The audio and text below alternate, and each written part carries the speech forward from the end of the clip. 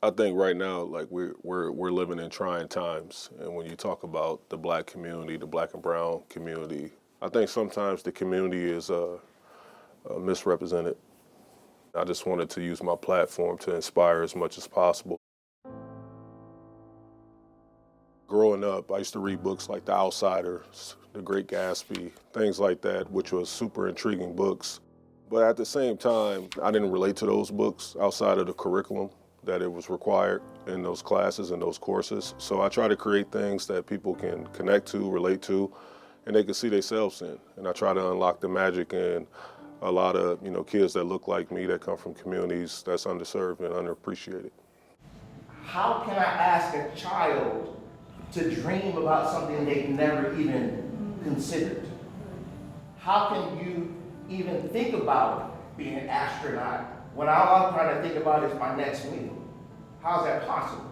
And so one of the things that Caron and I talked about from the beginning was we aren't going to pull any punches.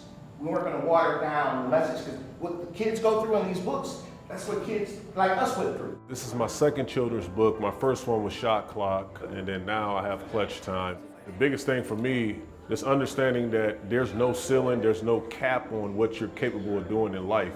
You can be anything. It's magic in all of us.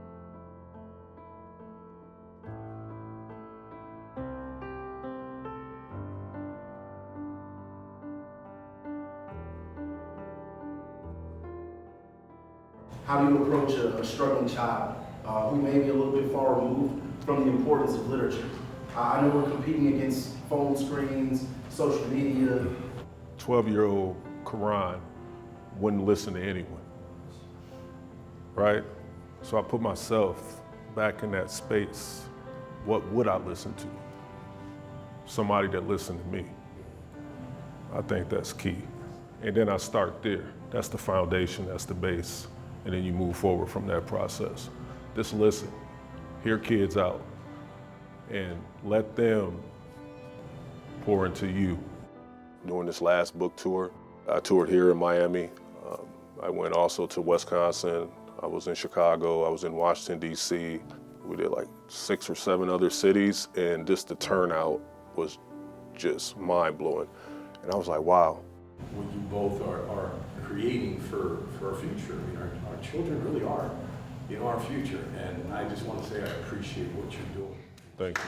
Appreciate it.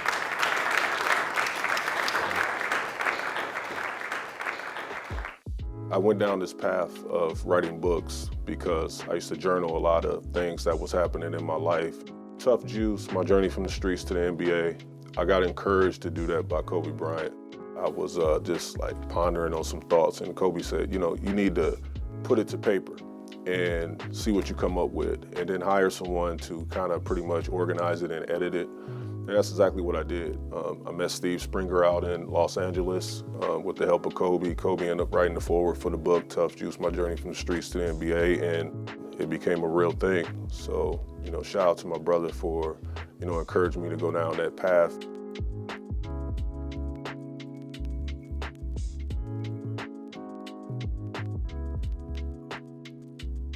Big ups to Mark Wahlberg for reading the book, getting first right of refusal on it, and partnering up and turning this project into a reality.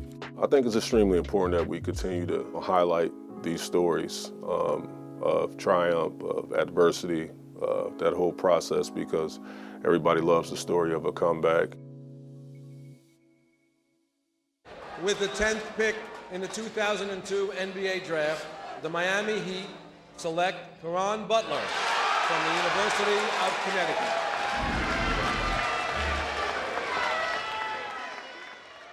This is a great moment in my basketball career, and especially in my life, for my children, my fiance, my grandmother, my whole family. It was very emotional.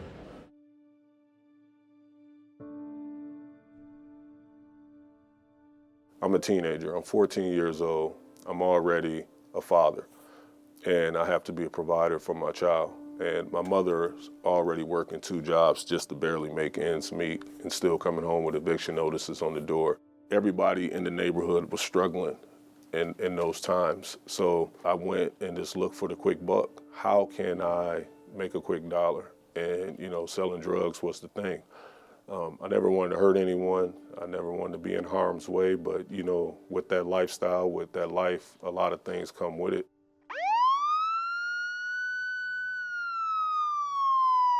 Been incarcerated more than 13 times, in and out of jail, and I realized that I wasn't cut for that. You take significant losses in that game where people that you grew up with, that you love, no longer here on earth with you. I had to make a pivotal decision in my life, and I chose the other side. My circumstances changed, my environment changed, and so did I. My opportunities changed, and the will that was inside of me, the guidance and the mentorship really unlocked all that. And I try to do that for a lot of people. Broken crayons, still color, and things like that. You hear those sayings, and I think about that when it comes to, people. People that have criminal records from whatever walk of life. We try to make sure that they're not being judged by their past. So when it comes to applying for a job with Chase in particular, we just kind of wiped away that whole, have you ever been convicted of a felony? Have you ever been convicted of a misdemeanor? Have you have a criminal record? That question isn't on any of the questionnaires when you're applying for a job. And that has been that way since 2020. So between those years alone, they've hired over 20,000 people that have criminal past. Was lost and found myself in penitentiary. So I'ma move and go see better things. With our community center in Racine, we do the same thing. We give them employment, give them opportunity through my franchises. We're willing to give second and third chances. I wouldn't be here if I didn't get a second chance. About to go do a lot of reading, got a lot of case studies to do. Harvard Business School, got to keep grinding, baby.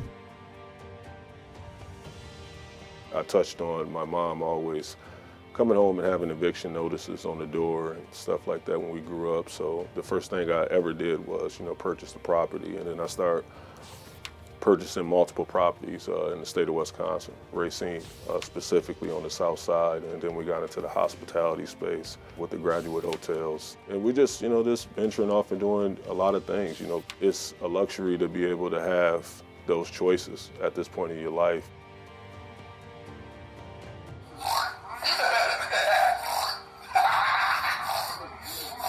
I'm blessed. I'm truly blessed, and the thing I'm most proud of is what me and my wife, Andre, have been able to create with our children. Defense, defense, defense. There you go. Hey, give me the ball. Give me the ball. Say I'm open. Go. Yeah. Becoming a father was a real game changer, especially when you become a father of, a girl. I think it unlocks a soft spot in your heart, and emotionally it's just different. And, I started looking at my long-term future, that I just wanted to be physically present for my kids, and that really just changed my life. That was my why.